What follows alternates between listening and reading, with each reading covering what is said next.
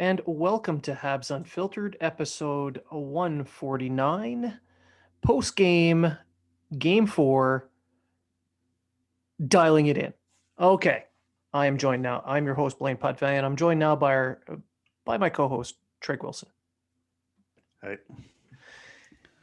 Matt Smith is not here. He couldn't show up, kind of like the Canadians tonight.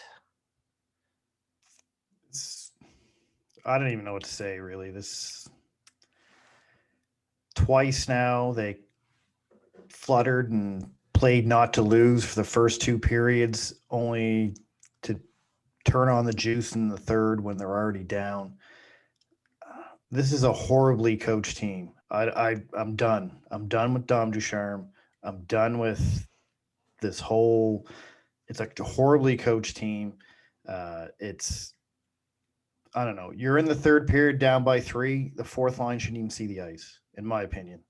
Shouldn't even see the ice. Maybe 2 shifts, maybe, just to give the other guys a rest. Maybe after a power play or something. Maybe. And he's just rolling 4 lines, sticking with the same thing. You need more offense from the defense. Well, we'll stick Merrill in there. We don't need Romanov. Yeah, so I wanted to get into that before the game. I mean, we're talking about game 4. Last night was game 3.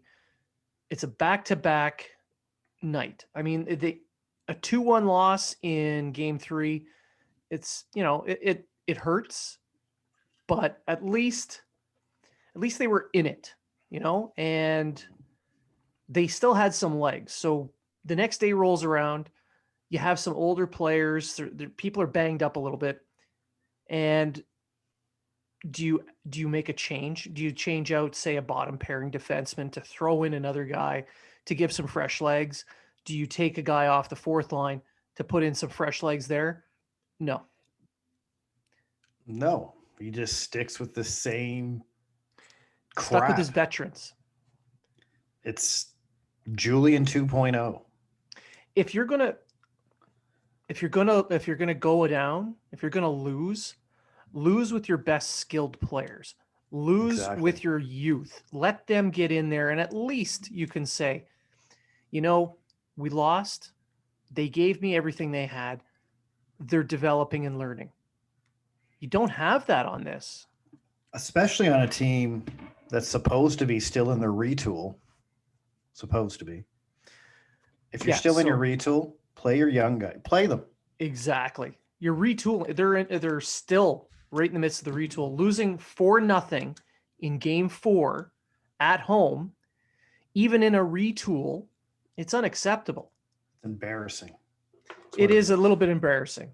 And it's not like the Leafs dominated the game or took over. The Canadians lost this game. The Leafs did not win it. The Canadians handed them the win. Here's the biggest issue I found in this entire series. They don't want to shoot. They keep, especially on the power play, they just keep looking for that perfect play. If we get that perfect play, we just lost the puck trying to get that perfect play. Oh, we're in the zone. Let's pass it around. Oh, Caulfield's open for the one-timer, but I'm going to try to put it over to Perry, who got 2 guys on him down by the net. Yeah. It's just shoot the goddamn puck. Just shoot it. Just shoot. Put Perry in front of the net. Give it to a guy who can shoot and let him shoot. It's on the power play. You're right. They weren't shooting enough. They had a hard time entering the zone. You can tell they're missing Drouin's zone entry skills on the power play. They're missing Drouin's puck passing skills. They're missing a lot from Drouin. I would love to see a line of Suzuki, Drouin, and Caulfield. That would be a beautiful line for these playoffs. But unfortunately, we don't have Drouin. Let's dive into the power play here. They had 4 power plays.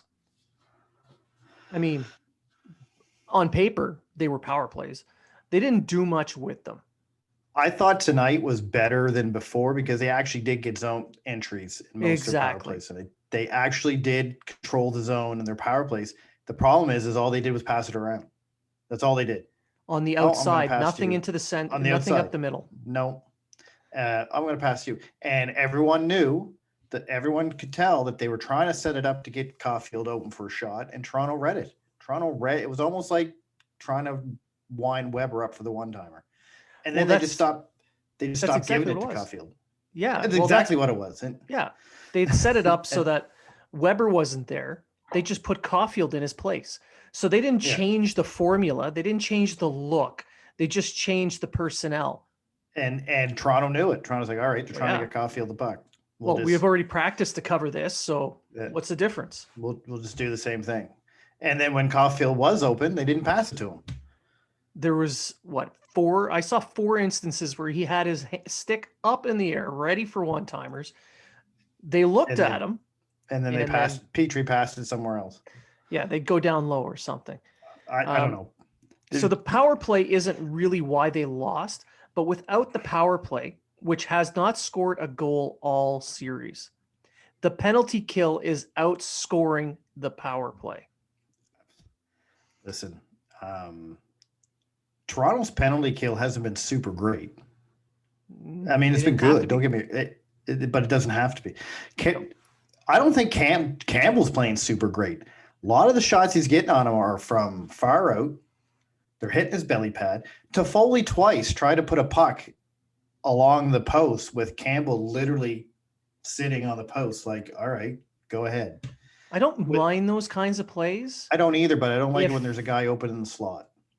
You got to get some extra work on it. So the power play itself is not why they lost. No. The power play is not producing. If it had been producing, maybe it could have helped them a little bit. But the basis of why they're losing the 5-on-5 game, which was the bread and butter of this team for the last couple of years. They can't, and it's not like Toronto is, dominating them skill-wise. They're just, it doesn't seem that the Canadians have that extra effort to win those puck battles along the boards. Listen. I think Brian Wild said it on Twitter yesterday. It's either him or it was Grant McKegg. I think it was Grant McKegg, actually. You can't win a hockey game if you don't win the board battles. And Montreal in the last 2 games is not winning the board battles at all. They're doing this actually, and I hate to do this because I'm not a big fan of his, but Berkshire said something that was actually quite funny and true. Montreal dumps the puck in. Listen, they dump the puck in to get the puck, to dump it back around, to get the puck, to bump it back around, to get the puck, to dump it and then lose it and then skate out. Well, yeah. And that's exactly what they've been doing. Yeah, and I was getting around to that. Their style at the 5-on-5 when they're in the offensive zone has it used to be they would have the F1 go straight to the net. F2 and 3 would kind of do the inverse triangle, and they would create a cone up the middle of the ice. So they'd end up creating traffic and getting shots, and they would do volume shooting under Julian. Now it's the F1 goes into one corner, the F2 goes into the other corner, and F3 kind of goes against the boards. Everything is to the outside. There has been almost nothing to the net. There's no traffic in the net. There's no rebound control in the net. And then everyone looks for someone else to shoot the puck. Everyone is looking for someone else to shoot the puck. Yeah, and the problem with this offensive scheme is everything's a one and done. If you do get a chance on a partial break or in transition, you get the shot off. Out around the other side, gone. If you do get any zone penetration and you keep it in the zone, they keep it to the outside. And when they do shoot, like you said, everything is unscreened. It's right on the goaltender. It's easily managed, easily cleared. There is no traffic. There's no tips. Is no rebound. There's nothing. Even the Leafs defense just gets out of the way. All right, shoot the puck. And even Gallagher's normally, he's not a big player, but he's normally right there all the time. But even he was slow to get to the front of the net sometimes. I don't know what's going on with him, but Normally, he's right in it every single play, but he hasn't been. You can blame his hand all you want, but it's not just his shooting that's off. It's No, it's his his feet. entire game. It's his feet. It's his whatever. Tatar tonight skated towards the net, turns around, looks for a guy at the blue line, loses puck. Yeah. He did that 2 or 3 times tonight. Like, why aren't you just taking the puck to the net? Like, what are you? Why? I even tweeted about it, and I just find the team is just what's the word I'm looking for? They're just I don't know. It's almost like they got paid to lose. I'm not gonna say that, but it's just like they want to win, but they're like we want to win, but they're missing something. We only want to win at this effort. I don't. I don't know. This has been a winnable series, and yet Toronto it's been hasn't handed played over. great hockey. They got 2 of their top players out with Tavares and Foligno, and they haven't really been playing great hockey. I will say I was right about one thing: is Matthew blew his load in one game, and he hasn't done anything since, which is what he normally does. But the problem with the Leafs, though, is Matthews has blown his load, but for some reason, Nylander has stepped up. Good for him. And he's played well. That whole line, Galchenyuk has 1 point less than Montreal does as a team. Yeah. Yeah. he had 3 points in that game. And Montreal, actually, I think he has just as many points because I think he had a point in the last night's game. I think he has 4 points and Montreal has 4 goals. I hope they sign him for a 5x5 deal after this. I'm just making a point. Like, yeah.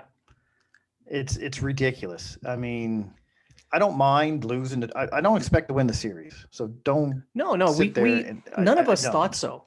None of us thought so. But I expected more of an effort from the Canadians than 4 goals in 4 games.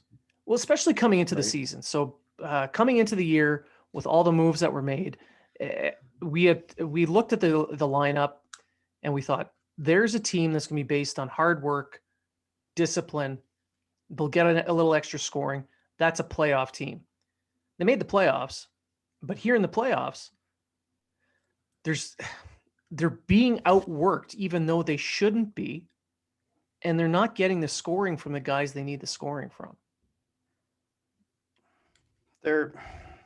I truly believe coming into the playoffs that they would give Toronto. It's not that they're not giving. I don't want to say they're not giving Toronto a hard time because Toronto isn't playing great hockey. They're not.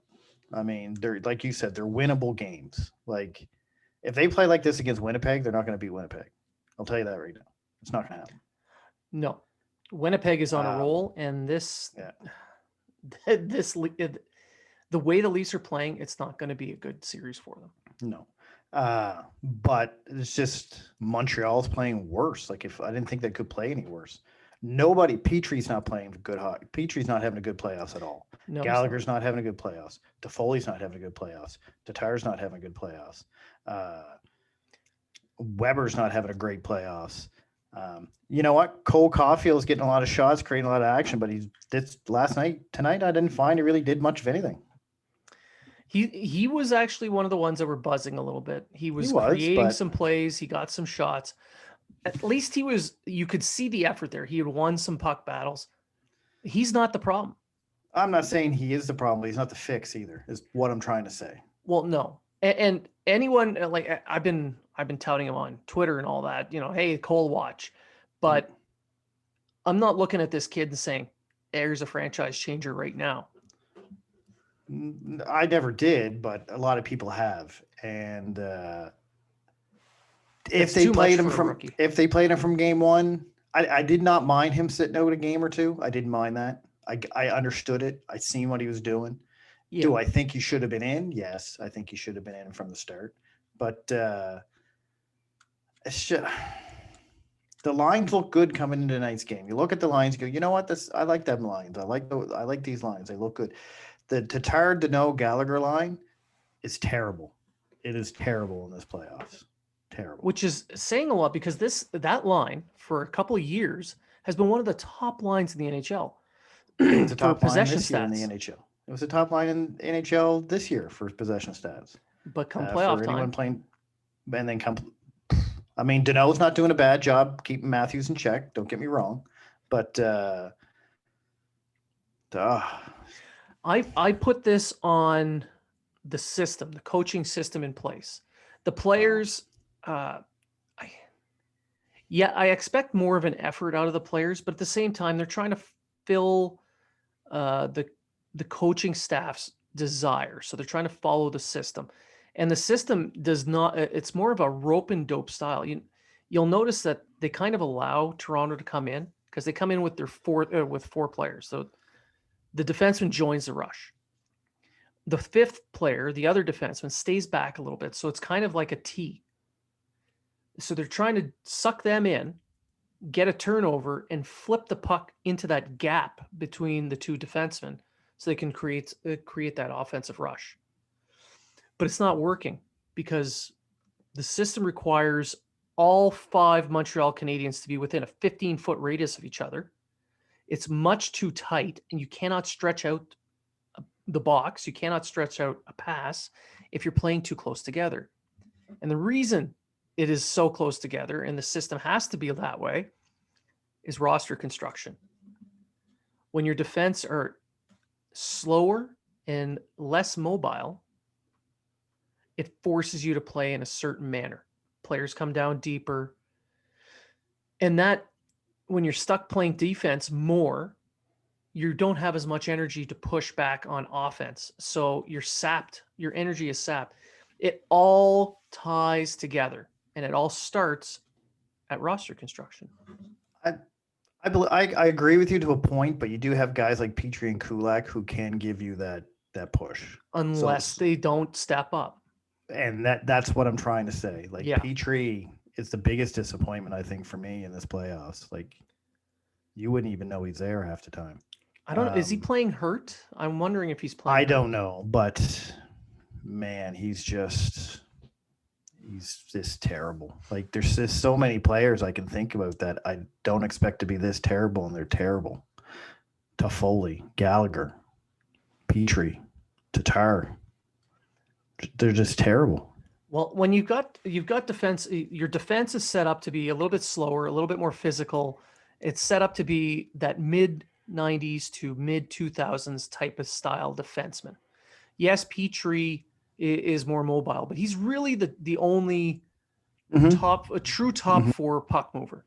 The rest are all, if you're playing a Nintendo ice hockey, it's all the big guys, just like in the mid-90s. But the forwards are all the tiny guys, the little guys and the medium guys that can really skate. So you have a slower defense and a faster offense. Those two don't jive. It's you need to pick one or the other.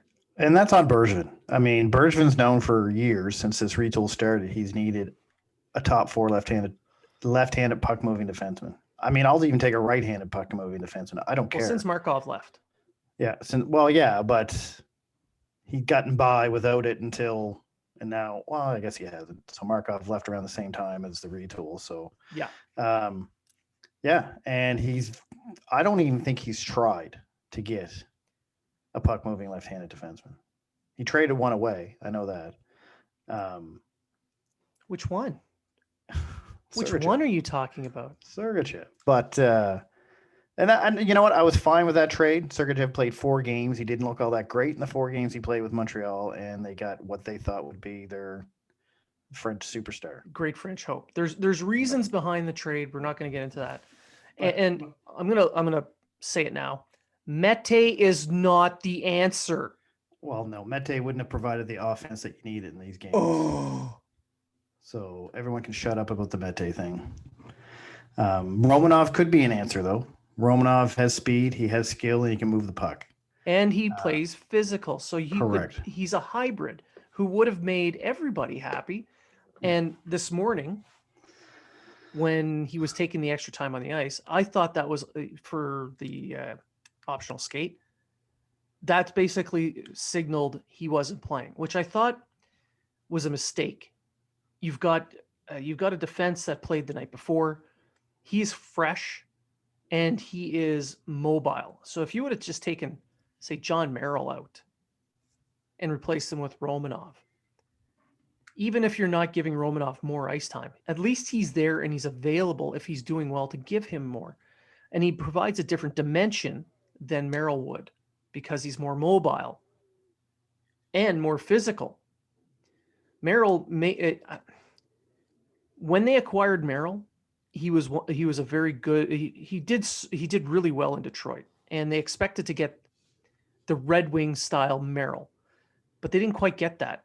He made a couple little errors, and I'm not going to blame him for anything. Like he's essentially what they got, but not quite.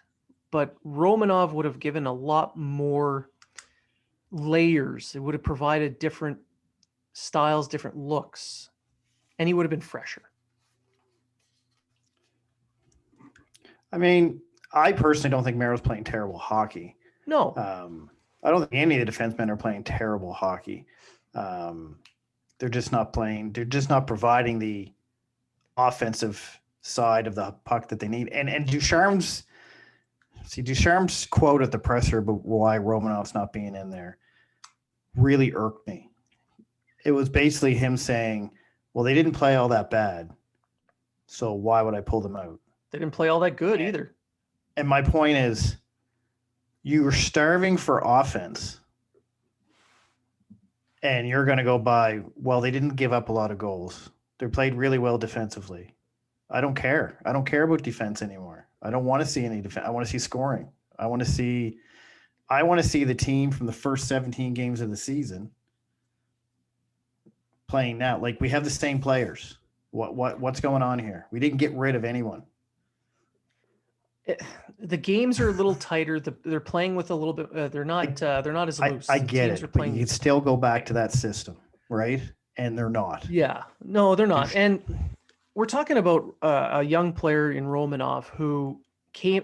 They burned a year of his ELC last year.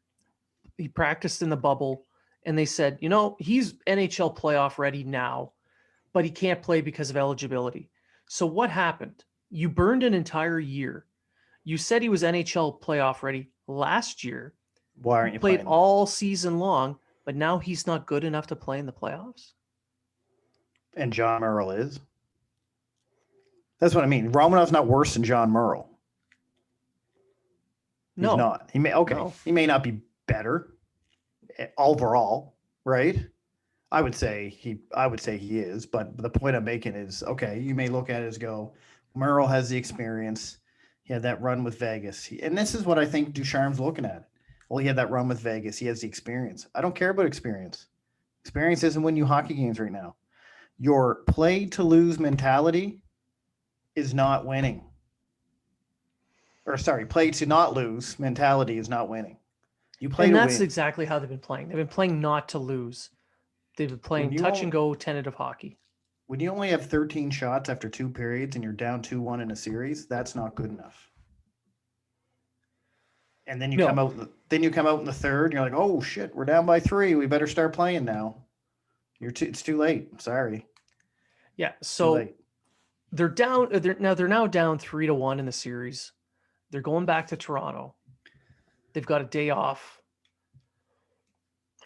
What should, in your opinion, they do to get that extra offense?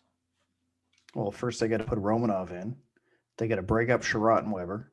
They got to put a puck-moving defenseman on every line, or what they have for puck-moving defensemen on every line. And they have to start making their forward lines so that they're offensively matched. Like, I don't mind Toffoli, Suzuki, and Caulfield. You can keep that line. It's not really scoring, but it is creating offense and creating chances.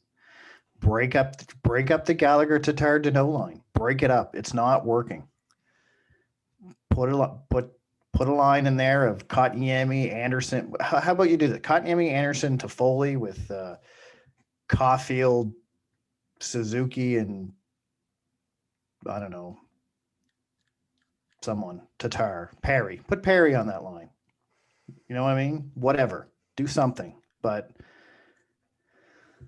I want to say put Ryan Paling and a couple of the other young guys there, but he's injured and you can't. But yeah, I would say, or just throw all your youth out there and say, boys, go get it. Throw this system out of the window and go get it. And that's kind of what Use I'm your thinking. talent. I'm kind of Use your thinking as talent. well. Get the skilled guys in there. So Stahl did his best. He looked okay. Um, Obviously, we'd want Evans in over him if Evans If he's were healthy. available. If he's healthy, yeah. Sure. If he's not, then Stahl, fine. But I don't know. Find a way to get Ylonen in there, maybe, if you want to get a little extra speed. Like you said, on defense, Romanov has to get in there in that final game. Put him in they there. lose that, they're and done. Put him in the top four. Put him in the top four. Give her. Say, here you go, kid. Give her. Petrie, Edmondson, Weber, Romanov with Sherratt and Kulak. Go for it. Because Sherratt and Kulak were a decent pairing near at the end of the season, so why not? Mm-hmm. You know, I mean, Romanov, Weber wasn't a great pairing when they were together, but what do you got to lose? You got nothing to lose. And unleash the kid. Yeah. Put Caulfield on the top line with Suzuki. I'd say Suzuki and Anderson. Caulfield, Suzuki, and Anderson. Throw Caulfield on the wrong wing. Who cares? Whatever. Sure. And go for it. And stop waiting for things to happen. They're trying to galaxy brain this game. They're laying back. They're waiting for Toronto to make a mistake so they can pounce. You're not able to do that. You have to push the play. You have to force errors. Toronto is not going to just hand you a freebie. They're playing. No, they're going to play. They're going to play it tight. And now they're up 3-1. Trap hockey. They're just going to say, "All right, we don't need to score." No, really, because you got to beat us. We don't have to beat you. They've essentially been doing that. They've followed Ottawa's plan. Ottawa exposed the Canadiens at the start of the season, and the Canadiens have not adjusted to that. And I'm going to say now, I will not be surprised if there was a complete overhaul in the offseason in the manager. I don't think Bergevin's going to get. I'd hate to tell everyone this, but I don't think Bergevin's going anywhere. But see, that was going to be the next part. That was going to be our next segment. So now we're going to just segue into our next segment. Okay, so I didn't know that, but yeah, I feel like shitting on the team for 27 minutes, for shitting in our eyes for so long. But before we switch over to the segment, I want to give something good to the fans. I want them to have some good news. So one of our friends, a longtime listener, Andrew, aka A Marchand on Twitter, if you're following him, him and his wife, and he was there, just had a baby boy. So congratulations to Andrew and his family on the birth of their second child, another big bouncing strapping baby boy. He sent me a picture in the DMs, cute as a button, little nose. You just want to pinch your cheeks and you're like, oh God. You know, I kind of miss having kids that age, but that's what grandkids are for. So enjoy diaper duty for the next few years, Andrew, and congratulations to your whole family. Yeah, congrats, Andrew. So that hopefully Montreal wins a game for you. Yeah, exactly. So I wanted to give something good to the fans. There you go, a little pick me up. And we're going to go back to what was going to happen. So this segment, we're going to get into it now, is about the off season. What is your expectation with management and coaching? I expect Joel Bouchard to become the head coach of the Montreal Canadiens. And I expect Dom Ducharme either become an assistant again or become the coach of Laval or totally be out of a job. It's same with Alex Burrows. I don't think Alex Burrows should stay either. When it comes to Marc Bergevin, I believe he will have his last year of GM. He still has 1 year on his contract. That's next year. But if I were him, I would be pouncing hard on some of these free agents out there like Dougie Hamilton and Alexander Ovechkin. Do If they people reach sit there and say the UFA season, absolutely. Yeah, like you can sit there and say Ovechkin's a pipe dream, but it's really not. Throw the money at him. We are going to have a lot more money than people think because I don't think Druin's coming back. So there's $5.5 million there. Well, it depends, right? It depends how they get rid of him, how they move him. If he doesn't come back, If he doesn't come back, I'm just saying my opinion and my thoughts and my hopes because I think it would be better for him. I don't think Druin will be back. Yeah. Sorry, but I like Druin. I hope he goes somewhere and succeeds. I wish he would have succeeded here. I thought he was succeeding here because I wasn't a Druin hater. But your name's not Rick or Amy. People can put those two together and figure out what we're talking about. This isn't the right place for him. I just don't think it is. No. And anyway, see, with Bergevin though, I don't see how it would work with 1 year remaining on his contract if you don't extend him. So you go into the season after what's going on here. If they win the next game and push it to a 6th game, maybe the fan base calms down because right now Habs fans are livid. They're exasperated. They're exhausted. And you know me, I'm not a Bergevin hater, but I would not, if they fire me, I'd be like, okay, I'm okay with this. But I'm not talking about just to him. I'm talking about in general with the team. They're tired.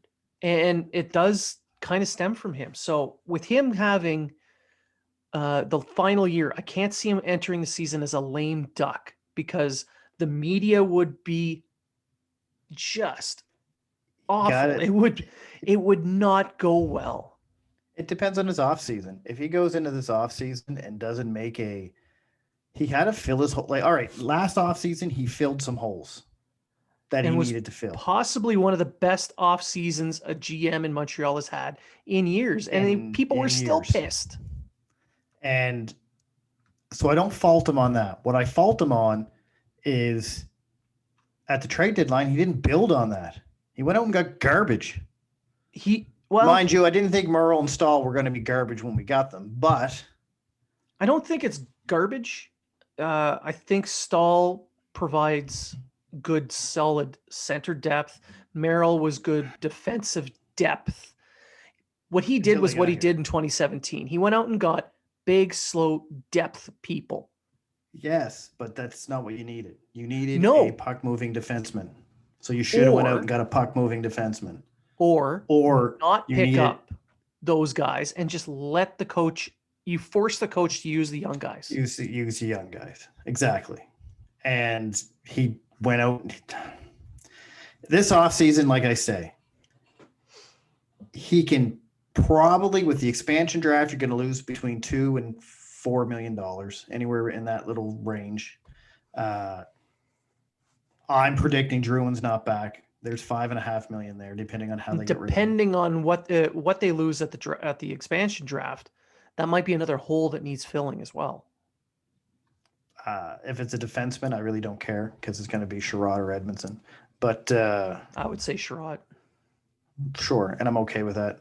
I think they would. I personally believe that they would protect Edmondson before Sherrod. Sure, and I'm okay with either one. Yeah. Protect either one. I'm okay with losing the other.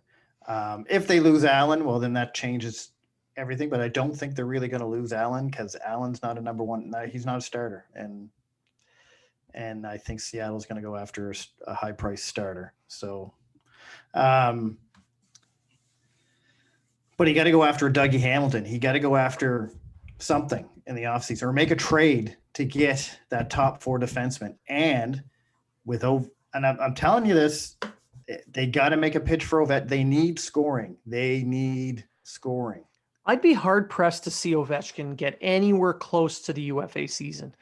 I'm just assuming he's going to get offered a 5-year deal from Washington. That's right.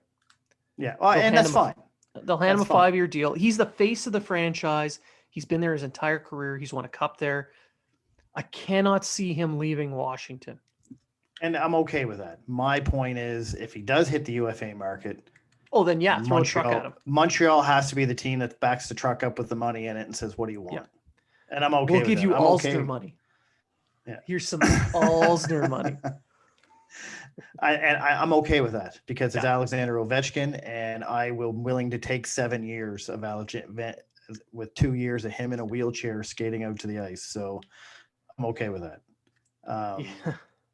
But they have to do something to. But you're absolutely right. Bergevin is going to need an extension going into this year, or I think he's going to have a very quiet offseason. Because why would he? Yeah. Why is he going to go out and say, "All right, I'm going to get all these great players just to give this other GM a Stanley Cup"? And here's the crux of it. You're the owner. You're Jeff Molson, and you're not sure you want to keep this guy for any longer than this year because he's under contract. You're like, I'm not sure.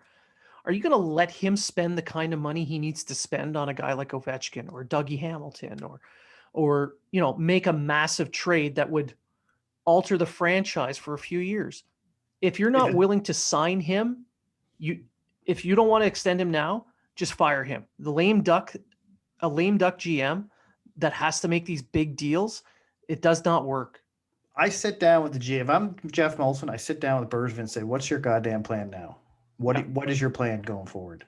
Right? This will determine whether or not I sign you. And if this is your plan, because if it's the same as what you had before, especially on defense, this isn't going to work." Well, he was sold on the retool plan, and the retool's at about they're just going into the 4th year of the retool now. So this is the point of the retool where he has to make that big step. But I'm okay with what he did on the forwards in the retool. I'm okay with that in Toffoli. I'm okay with that in Anderson, Suzuki. Yeah. I'm okay with the forward group. Is you're creating a whole defense of Mark Bergevin's with a little bit more offensive talent. And minus the own goals. And a little bit more defensive talent and people who don't pick up the puck and throw it in their own net. That's right. But you know what I mean? Like you're creating a whole bit of a little bit more talented Mark Bergevin's. And you're trying to, I guess I would go into the offseason going, all right, you have all these draft picks, you have all these prospects. It's time to shit or get off the pot. We're going this way or we're going this way. Which way are we going? Are we going all in? Are we spending? We're spending more money. Are we making these trades? Yeah. And this is why I'm saying, if we're still retooling, then you got to start getting rid of some shit here. It shouldn't be retooling anymore. It should be finishing moves. Yeah. Yeah. And the retool should be over. Yeah. And building a 1990s defense with a 2021 forward core does not work. So you need to fix that defense. The forwards, I agree. I don't have a real problem with it. I mean, Tatar's probably gone. They're probably going to try and keep Danault. Got to keep the I'm okay with Danault going. I'm still okay with Danault going. I know, because you have Paling coming up, so they're going to have to make space for him too. And I think Evans is the next Danault. Maybe. I mean, we all said that about Danault back when he first showed up too. I don't see the offense that Danault. I'm not worried about the offense when it comes to Evans. He's my third line. He's my third line checking. He's my third line checking center. Well, or my fourth line checking center. That's what I mean. If he's either my third or fourth line checking center, and then you got Paling who's going to provide the offense, you're going to lose from Danault. Hopefully.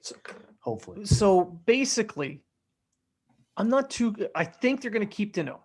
I do, because he's the local boy. He's the francophone. They want to keep that, especially if they're getting rid of Drouin. I wouldn't be surprised if Bergevin tries to sign them all. Yeah, at discounts. And if he does that, and if I was Molson, I'd be like, nope, you're done. You're done. Well, it depends how much. Now we have. I don't think it's going to be as discounted as we hope. No, of course not. But it's not necessarily the forward group that needs to be rejigged. You're going to lose a player one way or the other. Up front, wherever it is. You're losing somebody off your roster. The Canadians are looking at about $18 to $20 million to spend next year to fill 6 roster spots. You've got you got youth that can step in and play on the wings. You've got youth that are going to be moving up on center. But it's the defense. You don't have any defensemen who are ready to step up from the minors yet. And that's why you got to go to Dougie Hamilton and say, what do you want? That's why you don't need to spend to keep Tatar and Deno and Armia. Pick one, bring up some young guys, and then spend your money on the back end. Now, I don't know. Go ahead. Yeah, I was just going to say, Tatar sitting when he was going to sit was a clear indication to me that they're probably not planning on bringing him back. Probably not. Yeah.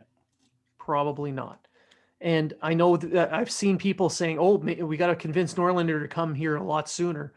Norlinder's not ready. You can beg to have him here, and he could show up. He's not ready. And he may not be the offensive force in the NHL that he is in the SHL. That's right. Just give him another year. Let him develop. Let him go. Let him do his thing. Don't rush these guys in. So the ones that would be ready are guys like Paling, Ylonen. Those are the guys you call up. Those are the guys that are ready for stepping into the NHL. Rourke maybe. No, he's not ready. Yeah, took a big step up in the AHL this year. He did, but he's not ready. And Fleury took a step back. Fleury was injured. He's another guy that I think they could have on the roster next year. But he's a third pair guy. Yep. What you need is the top 4. This whole show, we've been tiptoeing around it. Top 4 left-handed puck mover. And what was I saying last summer? Top 4 left-handed puck mover. Everybody was. Everyone has been for the past 3 summers. Yes. So, but I keep coming back to lame duck GM. I cannot see a lame duck remaining. Then either fire him or extend him. One or the other. That's right. So if he is fired, who could step in? Not Patrick Waugh. Dear God, no. You know who I would like to see, though, honestly, is Martin Brodeur. He's doing good work elsewhere as an assistant GM. He's got some management experience. You don't hear about him, getting into yelling matches with players or coaches, or he doesn't have a fiery personality. He might sleep with her sisters, but whatever. Only his wife's sisters. I'd like to see Mark Brodeur. I personally, even though he's not French, would like to see Mark Hunter, but he's not French, so it's not going to happen. But he wore a Habs uniform, so you never know. Yeah. Hell, I'd bring Bob Gainey back. Yeah, but I think we're getting ahead of ourselves a little bit. The series isn't even done yet. Before we wrap it up. On paper. Yeah. On paper. Before we wrap up the show, we should kind of just go back to that. And Game 5 in Toronto, we have to see a Canadiens team actually put in that second effort. You lose, you're out. So if they don't give an effort that we haven't seen since the start of the season, then I think there's going to be some major changes. I think all management and coaching's gone, to be honest with you. And I think all players are pretty much on the table at that as well. Yeah. You could see another, and I'm okay with this, you could see a total rebuild. And if that's the case, Price and Weber are gone. I think we're getting ahead of ourselves on that one. I don't think it'll happen. I think we're only really 2-3 players away from being a fairly good team, but you need the coach to put in front of them. I think the team is pretty good right now if they fix the puck moving side. Because if you're constantly playing defense, you're completely spent. Don't have any creativity on offense. And that's what we've been seeing. If you have a defensive coordinator, a stay-at-home defenseman, you stay home. The offense isn't going to the net. The offense isn't shooting enough. The offense is tired before it even gets into the offensive zone because they've been playing defense too long. So, game 5, back against the wall, must win to stay alive and force a game 6 where fans can actually be in the stands. Like that should be the team's motto. Let's see our fans again. Win a game so you can see your damn fans in the stands. Win for the fans. Hashtag. Win for the fans. Hey, there we go. We got a new hashtag. Win for the fans. Win for the fans. They're actually, you know what? They're probably just going, you know what? We'll do what Boston did. We'll spot them 3 games. Oh, Jesus. We'll go down 3-1 and then just come back and bury them. I mean, you never know. I did say the Canadians were going to take it to 7. So you have to lose. You have to lose those 3 games first, right? Yeah. Got to win a couple now. But, you know. But anyway, I still say 6, but we'll see. Okay. Now, this is where the team was in 2010. Kind of on the ropes, playing the same way. And then they just turned it around and beat the Capitals. Can happen. It could happen. So, for those who have stuck through this show up to this point and our drunken ramblings, because the team drove us to drink, here's your moment of clarity, your moment of zen. It could happen. Good. I'm going to leave on a positive note because I was pretty angry coming into this. Shit. Pretty angry coming into this. I was boycotting the third period, which I didn't do. Should have, but I didn't. And I even told Blaine, I said, I'm not even watching this third period. He's like, we're still podcasting. And I was like, I don't care. Anyway, I'm going to leave it on this. Toronto has a history of being up 3-1 and losing. Montreal has a history of being down 3-1 and coming back and winning. They're doing the Muhammad Ali rope-a-dope. They've been doing it all series. Ugh. And you never know. They could come back and win this in an overtime game 7 after being down 3-1 with 6 minutes to play. Okay. Let's do this. I'm in. The cardiac Canadians strike again. How about that? But I did get my mystery bag, and I got a jersey and a Suzuki shirt and a hat and all kinds of stuff. Yeah, and the Habs Unfiltered podcast is still offering $25 for every Montreal Canadiens win to the Children's Foundation. The Montreal should have made it every goal. At least we could. If we made it every goal, we still only be at $100. Yeah. Okay. Maybe we'll switch it up, but for now we're sticking to the wins. So if anyone from the Montreal Canadiens are listening, and we know you are, do it for the fans, but do it for the kids. The kids want to play too. Hashtag win for the fans. You know, the more you win, the more money we spend. And that's what you want, because every penny of that is going to go to those kids, and they deserve it. So just for that reason, I want them to win. Many other reasons too, because let's be honest, Leaf fans are brutal at the worst of times. Oh my God. I didn't think, if you've ever refined pure smug, I don't think you'd reach the level of smugness that I have seen online. So win a damn game. Oh, well, I'm going to have to pay someone $100 that I don't want to pay, but anyway. Yeah, fair. I knew they were going to lose, but I did it anyway. Whatever. This is why I put money in charities instead. Yeah. Because no one's a loser when you give into charity. All right, so I think that pretty much does it for our show. I got more drinking to do. I have to work. So do I, but we're sailors. But I actually have to go into work. Me too. Oh, I didn't think you were. I thought you were still working from home. No. Oh. No, I got to go do a hazmat course. So I'm definitely drinking. So I think that does it for the show. So I want to thank everyone for listening. I know it's hard after a team loss, especially when it's done in that fashion. But so thank you for tuning in. Remember to, if you can donate to the children's charity, please do so. If you can't, share the link that's on the Habs Unfiltered Twitter page. It's on Instagram, YouTube, Facebook. Check us out there.